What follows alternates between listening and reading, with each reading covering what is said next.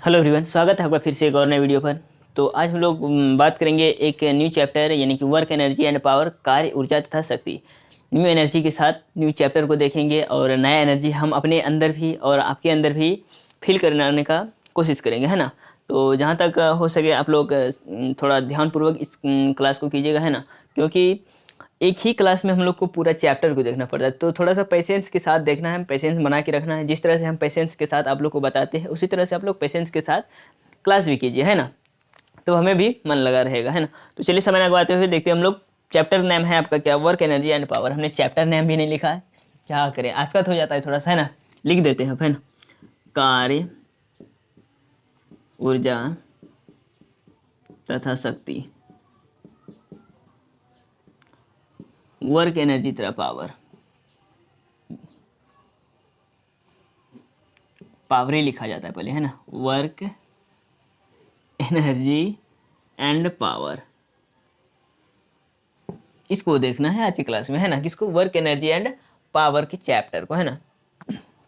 सबसे पहले हम लोग बात करेंगे वर्क यानी कि कार्य के बारे में। अगर बात करें हम लोग कार्य किसे कहेंगे, कार्य क्या होता है, कि कार्य कई टाइप्स के होते हैं। एक आप जो अपने रियल लाइफ में काम करते हैं वो भी एक कार्य है, और सीरियस में वो एक कार्य है ना। और इसी तरह के कार्य ये भी है। तो कार्य क्या क्या मतलब हुआ कि इसमें ये फिजिक्स से रिलेटेड है। तो फिजिक्स में क्या होता है कि आप कितना बल लगा रहे हैं, कितना एनर्जी लगा रहे हैं, कितना शक्ति लगा रहे हैं, ये सभी मैटर करता है इस टॉपिक्स पे, है ना। तो कार्य क्या हुआ कि कार्य यानी कि अगर कार्य का अगर हम लोग डिफिनेशन लिखें, सबसे पहले हम लोग बताते हैं कार्य क्या होता है। कि कार्य क्या होता है, अगर किसी वस्तु पर कोई बाहरी बल अगर उस पर काम कर रहा है, जिस तरह से ये बोर्ड है ना, अगर इस वस्तु पर कोई बाहरी बल, जैसे हम इस हाथ से यहाँ बल लगा रहे हैं ना, कोई बाहरी बल अगर इसमें काम कर रहा है, हाथ मेरा बाहरी बल हो गया, तो इस पर जो हमने काम किया अभी, वो बल जो लगा, उस बल के द्वारा अगर ये बोर्ड थोड़ा सा अपने बल की दिशा में विस्थापित हो जाए, क्या हो जाए, विस्थापित हो जाए थोड़ा सा बल की दिशा में, तो कहा जाता है कि मेरे द्वारा इस बोर्ड पर जो बल लगाया गया था वो क्या हुआ, एक कार्य हुआ, है ना, एक कार्य हुआ। तो समझ में आई बात? नहीं आई तो डिफिनेशन के थ्रू समझिए, है ना। क्या कहता है, अगर किसी वस्तु पर किसी वस्तु पर बाहरी बल लगाया जाए एवं किसी वस्तु पर बाहरी बल लगाया जाए एवं उस पर गति उत्पन्न किया जाएगा, है ना। उस वस्तु पर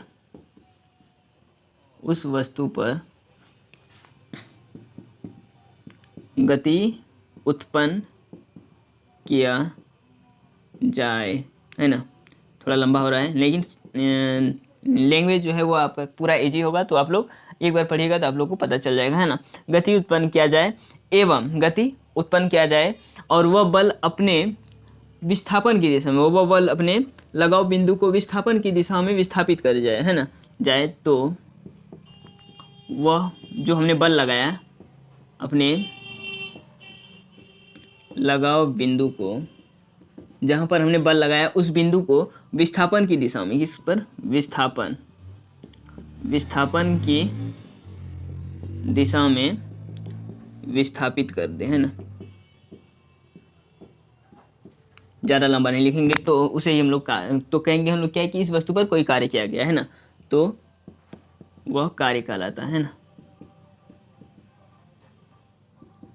कार्य कहलाता है ना। क्या होता है कि अगर किसी वस्तु पर कोई बाहरी असंतुलित बल अगर कार्य कर रहा है ना, और उस वस्तु पर जो गति उत्पन्न किया जाता है और उस वस्तु के लगाव बिंदु को उसके विस्थापन की दिशा में, उस वस्तु के विस्थापन की दिशा में विस्थापित कर दिया जाए, तो हम कहेंगे कि उस वस्तु पर जो हमने कार्य किया वो कार्य हुआ, है ना। क्या हुआ? कार्य किया गया है। क्लियर है यहाँ तक? अब बात करते हैं कार्य के थोड़ा सा। इसका जो फॉर्मूला आपने पढ़ा होगा कार्य का, क्या होता है, W बराबर F/S cos theta, F/S cos theta. हमने वन लाइनर हमने बोला था, वन लाइनर हम लोग देखते हुए जा रहे हैं ना। W बराबर F/S cos थीटा, जहाँ F क्या होता है, F होता है आपका क्या, फोर्स, और S क्या होता है, डिस्प्लेसमेंट। जितना जो आपने उस वस्तु को विस्थापित किया वो होता है आपका डिस्प्लेसमेंट। अब cos थीटा ये क्या होता है कि cos थीटा क्या होता है कि बल की दिशा में जो चली गई दूरी होती है, बल की दिशा में चली गई जो दूरी होती है वही हमारा कहलाता है S cos थीटा। यहाँ लिख देते हैं बल की दिशा में, किसके, बल की दिशा में चली गई दूरी, चली गई दूरी, यही होता है क्या, एस कॉस थीटा। क्लियर है, बल की दिशा में चली गई दूरी क्या होती है, एस कॉस थीटा। पता चल गया, डब्ल्यू बराबर F into S cos theta इसका फॉर्मूला होता है। ठीक, हम लोग बात करेंगे कि किस टर्म में हम लोग अधिक कार्य कर सकते हैं और किस टर्म में हम लोग मिनिमम कार्य कर सकते हैं, यानी कम से कम कार्य कर सकते हैं। और इसी को अगर हम लोग अपना लैंग्वेज बोलेंगे तो महत्तम कार्य और न्यूनतम कार्य किस टर्म में, यानी कि हम लोग कितना के एंगल में कार्य करें कि कार्य महत्तम हो और कितना के एंगल में हम लोग कार्य करें कि कार्य न्यूनतम हो। तो फर्स्ट केस जो आएगा वो आपका आएगा महत्तम कार्य के लिए, है ना, सबसे ज़्यादा कार्य जो होगा महत्तम कार्य के लिए, है ना, ये लिख सकते हैं हम लोग। महत्तम कार्य के लिए अगर हम लोग थीटा बराबर 0 डिग्री ले लें, कितना, 0 डिग्री पर हम लोग कार्य करें, थीटा बराबर 0 डिग्री पर अगर कार्य करें तो फॉर्मूला हो जाएगा डब्ल्यू बराबर F into S cos 0 degree, है ना। तो डब्ल्यू बराबर हो जाएगा F into S cos 0 degree का मान कितना होता है, 1 होता है, याद है आप लोग को। ठीक, अब बात करते हैं हम लोग कार्य न्यूनतम कहाँ होगा, है ना। सेकेंड नंबर का केस अगर देखें, न्यूनतम, क्लियर है, न्यूनतम कार्य,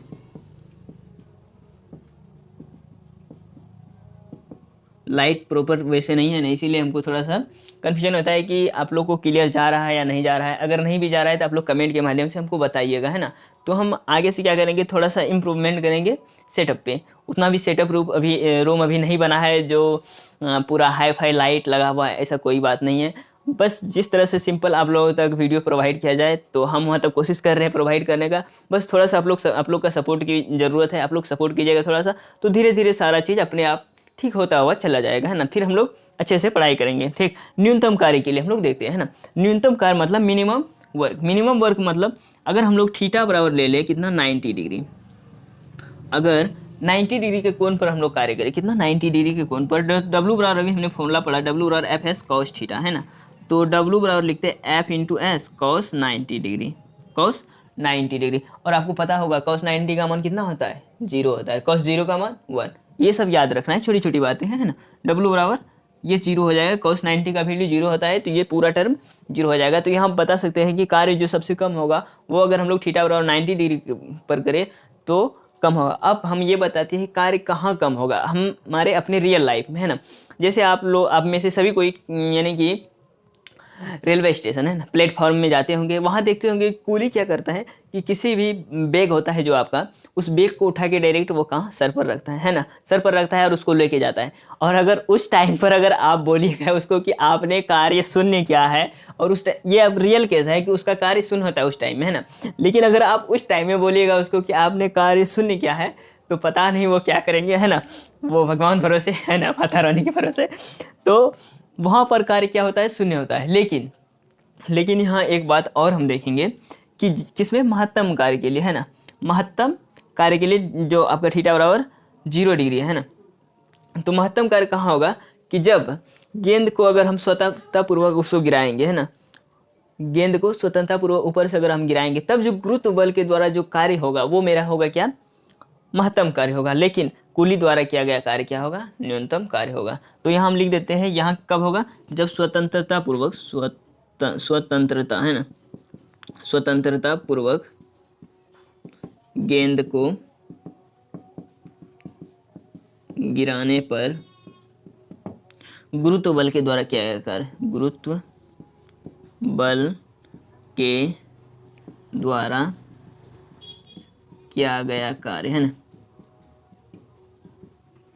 वीडियो थोड़ा लंबा भी हो सकता है, थोड़ा हम लोग बातचीत करते हुए चलेंगे, है ना, पढ़ते पढ़ते पढ़ते प्रेशर बन जाएगा, फिर दिक्कत होगा। तो स्वतंत्र रूप से अगर हम किसी गेंद को ऊपर से नीचे की ओर गिराएंगे तो उसमें जो ग्रेविटी आपका काम करेगा वही आपका क्या कहलाएगा, मैक्सिमम वर्क कहलाएगा। लेकिन अगर कुली के द्वारा प्लेटफॉर्म पर, क्या एग्जाम्पल अगर हम लोग लिखेंगे, है ना, कहाँ पर अगर पूछ दे कि कार्य किस फील्ड पर शून्य होगा तो आप लोग को आपको ऑप्शन अगर दे दे तो ये ऑप्शन आपको देखने को अवश्य मिलेगा। ठीक, तो कुली के द्वारा, है ना, कुली के द्वारा प्लेटफॉर्म पर सामान ढोते समय, समझ गए, जब कूली सामान को अपने सर पर लेता है तो वहाँ पर कार्य क्या होता है, 0 होता है, शून्य होता है। उसको बोलिएगा नहीं तो बड़ा दुख होगा, है ना, दिक्कत होगा, समस्या भी आ सकती है आपके साथ, है ना। उसके द्वारा किया गया कार्य क्या होता है, शून्य होता है। थीटा बराबर, क्योंकि 90 डिग्री के कोण पर उठा के जो लेता है ना, और cos 90 का वैल्यू आप लोग जानते हैं कि 0 होता है, तो इसी कारण से कार्य शून्य हो जाता है। क्लियर है यहाँ तक। अब थोड़ा सा हम लोग आगे की ओर देखें। ये हो गया मेरा क्या, और थोड़ा सा देख लेते हैं इसी में हम लोग क्या, थोड़ा सा अच्छे टर्म को देख लेते हैं क्या। यहाँ पर जगह है ना, तो यहाँ पर हम लोग देखते हैं ये कार्य से ही रिलेटेड रहेगा। तो कार्य क्या होता है कि कार्य एक अदिश राशि है। क्या है, कार्य अदिश राशि है, ठीक। और इसका जो SI मात्रक होता है, SI मात्रक, कार्य का SI मात्रक जो होता है क्या होता है, जूल होता है। जूल क्या होता है, जूल होता है। कार्य, ये बहुत इंपॉर्टेंट है। कार्य का SI मात्रक क्या होता है, कार्य का SI मात्रक जूल होता है। और एक जूल को हम लोग लिख सकते हैं, 1 जूल बराबर 1 न्यूटन मीटर, यानी कि 1 न्यूटन मीटर। वो क्यों होता है कि फोर्स का क्या होता है, न्यूटन होता है। फोर्स के लिए हम लोग लिख सकते हैं न्यूटन, और S क्या है, डिस्टेंस है, तो S लिख सकते हैं न्यूटन। S डिस्टेंस है तो इसके लिए लिख सकते हैं मीटर, न्यूटन मीटर इसके लिए लिख सकते हैं। तो W बराबर होता है न्यूटन मीटर, यानी कार्य का SI मात्रक क्या होता है, न्यूटन मीटर, या इसी को हम लोग बोल सकते हैं जूल। और आपने एक बात और पढ़ा होगा कि कार्य का जो CGS मात्रक है, क्या, कार्य का CGS मात्रक, सेंटीमीटर ग्राम सेकेंड सिस्टम में जो पढ़ते हैं आप लोग, कार्य का जो CGS मात्रक है वो होता है क्या, अर्ग होता है। तो बात करें अगर हम लोग 1 अर्ग बराबर, है ना, 1 अर्ग बराबर होता है 1 न्यूटन,